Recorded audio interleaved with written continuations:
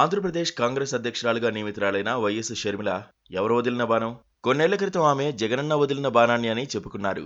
కానీ ఇప్పుడు అదే జగన్మోహన్ రెడ్డిని గురిచూసి ఆమె మాటల బాణాలు సంధిస్తున్నారు. ఆమె కాంగ్రెస్ అధినాయకత్వం వదిలిన బాణమా? లేక ఏపీలో వైసీపీకి ప్రధాన ప్రత్యర్థి అయిన తెలుగుదేశం పార్టీ అధినేత చంద్రబాబు నాయుడు వదిలిన బాణమా? వైఎస్ఆర్ కాంగ్రెస్ నేతలైతే షర్మిల వ్యాఖ్యలు చూస్తుంటే ఆమె చంద్రబాబు చివరి అస్త్రంలా కనిపిస్తున్నారని అంటున్నారు. ఆమె ఎవరి బాణమో తెలియదు కానీ ఏపీ రాజకీయాల్లో ఆమె ఎంట్రీ మాత్రం రాజకీయ వర్గాల్లో ప్రకంపనలే సృష్టిస్తోంది.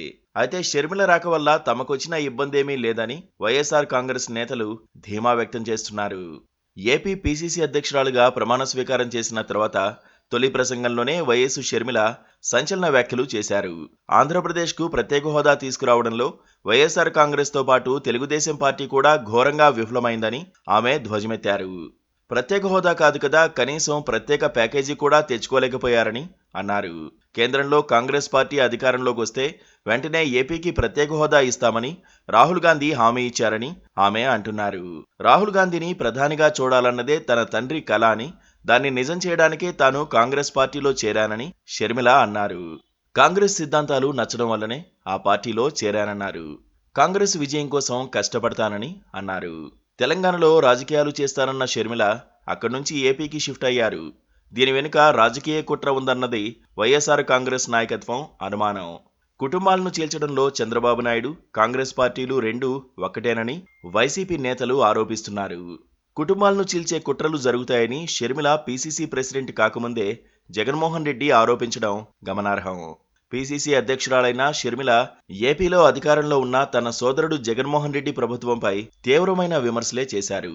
చంద్రబాబు నాయుడు 2 లక్షల కోట్లు అప్పులు చేస్తే జగన్మోహన్ రెడ్డి ప్రభుత్వం అన్ని రకాల అప్పులు కలుపుకుని మొత్తం మీద ఏపీ అప్పులను 10 లక్షల కోట్లకు పెంచారని తీవ్రమైన వ్యాఖ్య చేశారు. ఇంతకాలం చంద్రబాబు నాయుడు అండుకో చేసిన ఆరోపణలే షర్మిల చేయడం విశేషం.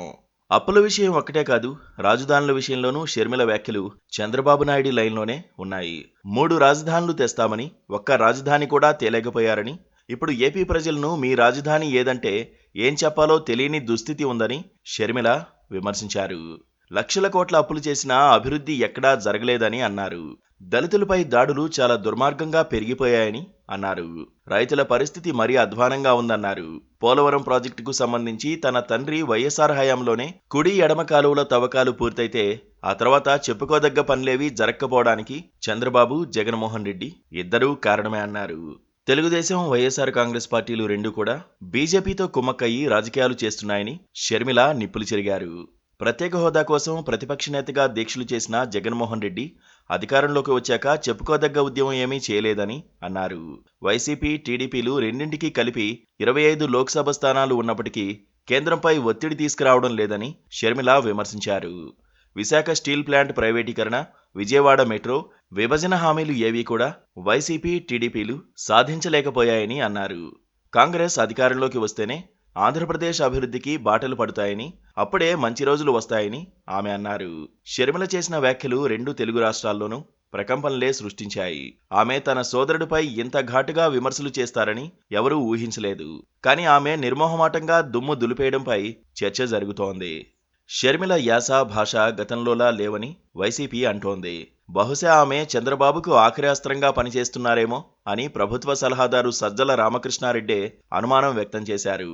కాంగ్రెస్ పార్టీ గురించి అసలు షర్మిలకు ఏం తెలుసని ఆయన నిలదీశారు.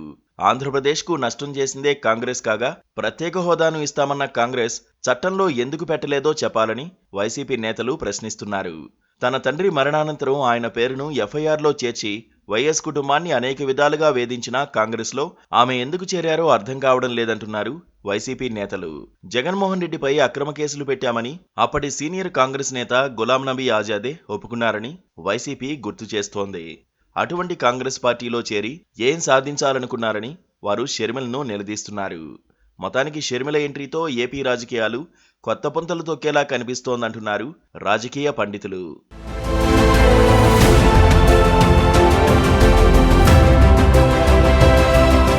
Please subscribe